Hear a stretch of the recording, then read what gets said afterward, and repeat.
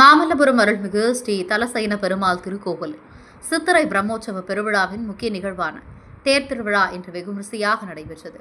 செங்கல்பட்டு மாவட்டம் மாமல்லபுரத்தில் 108 திவ்ய தேசங்களில் 63வது திவ்ய தேசமாக விளங்கும் அருள்மிகு ஸ்ரீ தலசைன பெருமாள் திருக்கோவில் சித்திரை மாத பிரம்மோற்சவ பெருவிழா ஆண்டுதோறும் நடைபெறுவது வழக்கம். அதேபோன்று இந்த ஆண்டும் பிரம்மோற்சவ பெருவிழா கடந்த 24ஆம் தேதி கொடியேற்றத்துடன் துவங்கியது. 10 நாட்கள் நடைபெறும் உற்சவத்தில் காலை மாலை இரு வேளைகளிலும் ஸ்ரீதேவி பூதேவி சமேத தலசைன பெருமாள் பல்வேறு வாகனங்களில் எழுந்தருளி பக்தர்களுக்கு அருள் பாலித்தார். பிரம்மோற்சவத்தின் முக்கிய நிகழ்வான தேர் திருவிழா இன்று வெகுவிமரிசையாக நடைபெற்றது.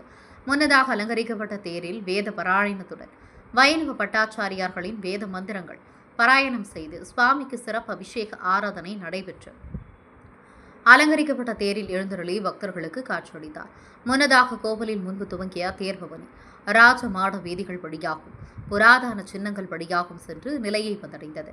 தேரினை ஏராளமான பக்தர்கள் கோவிந்தா கோவிந்தா என முழக்கமிட்டு பக்தி பரவசத்துடன் தேரை வடம் பிடித்து இழுத்து சுவாமி தரிசனம் செய்தனர்.